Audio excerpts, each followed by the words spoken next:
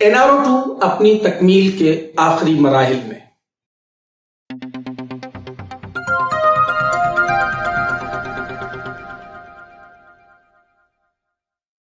Welcome to operation तज्जिया। मैं हूं आपका होस्ट शारिक मकबूल।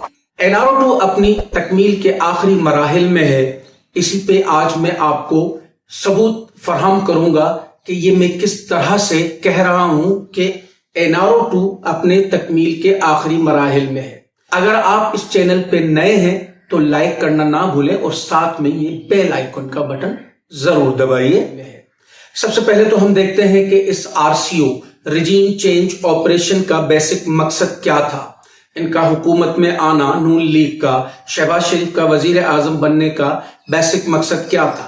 मकसद ये नहीं था कि अवाम को रिलीफ देना है, जो कि आप देख भी चुके हो कि 4 महीनों में रिलीफ तो क्या देंगे।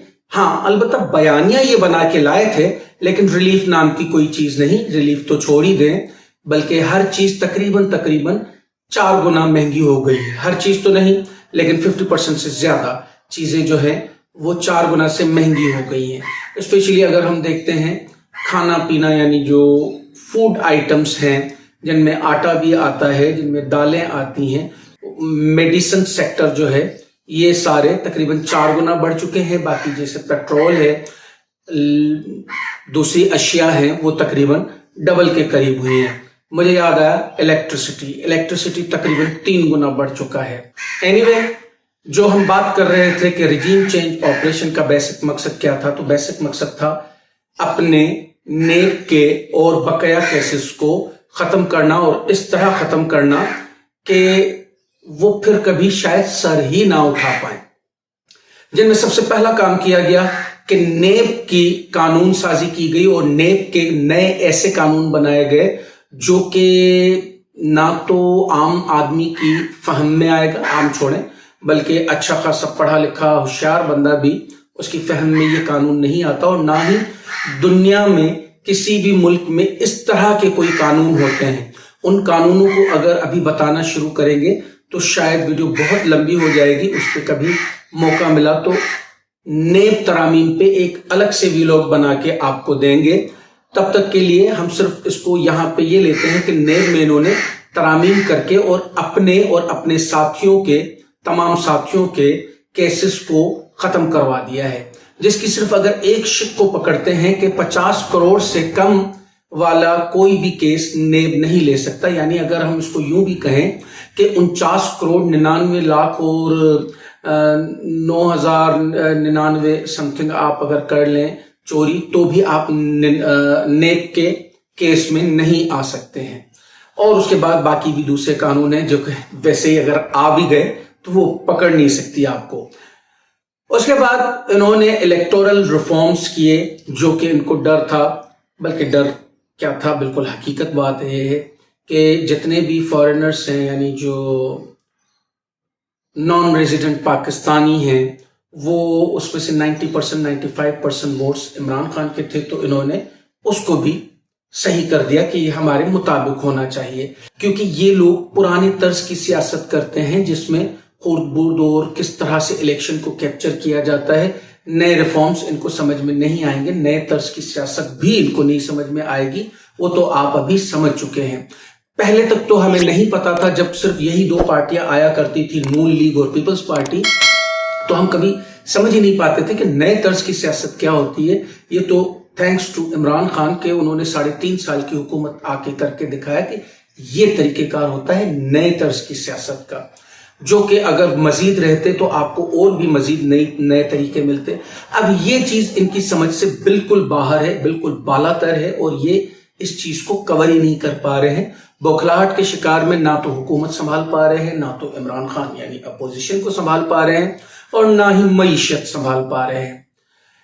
अभी बस इनको यही लग रहा है कि जाने के दिन करीब हैं, और इन्होंने अपने कामों में तेजी पकड़ ली है, बल्कि बहुत तेजी पकड़ ली है कि अपना जो RCO का बेसिक मकसद था NRO2, उसको जल्द अज जल्द कंप्लीट किया जाए, क्योंकि हुकूमत का पता नहीं आज गई कल गई।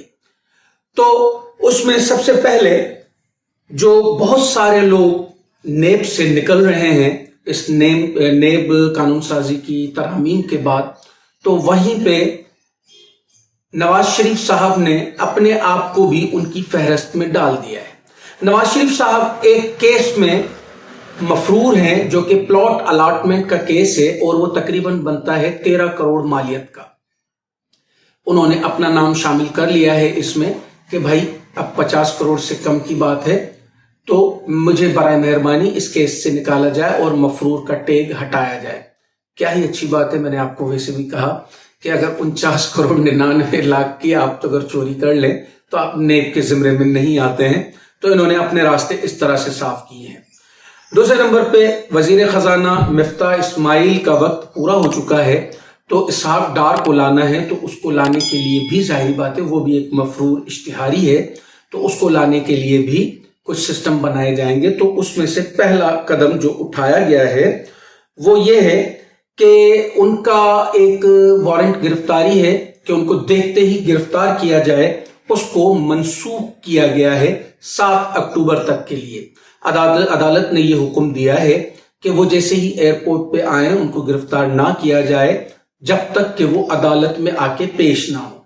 पेश होने के बाद अदालत डिसाइड करेगी कि आया ये गिरफ्तारी वारंट जो है इसको कंटिन्यू करना है या मंसूख करना है और आगे क्या इसके केसेस वगैरह चलेंगे वो दिखाना है। और वो बेसिकली आ रहे हैं वजीर खजाना बनने और बहुत सी हल्कों की ये भी राय है कि वो डिप्टी प्राइम मिनिस्टर बनेंगे जैसा कि वो नवाज शरीफ की हुकूमत में हुआ करते थे। नवाज शरीफ के संबंधी होने की नाते और उसके बाद नवाज शरीफ के इंतहाई एतबार वाले लोगों में शामिल होने का इनको एजाज हासिल है, तो ये यहाँ पे आके बेसिकली शहबाज शरीफ पे नजर भी रखेंगे और डिप्टी प्राइम मिनिस्टर की सीट भी चलाएंगे ताकि कोई भी चीज जो हम कहते हैं कुछ किसी किस्म का भी जो रिलीफ नवाज शरीफ को और मरीम नवाज को चाहिए वो उनको फराहम करने में कोई मुश्किल ना हो। क्योंकि एक नजरिया ये पाया जाता है कि शहबाज शरीफ शायद इस वक्त अपने भाई की कम और इस्टेब्लिशमेंट और आसिफ जरदारी की ज्यादा सुन रहे हैं। क्या देखना चाहते हैं, क्या नहीं देखना चाहते, आपके कमेंट्स का इंतजार रहेगा। वीडियो अच्छी लगी तो लाइक जरूर कीजिएगा, अपने फैमिली फ्रेंड्स के साथ शेयर करें। शुक्रिया।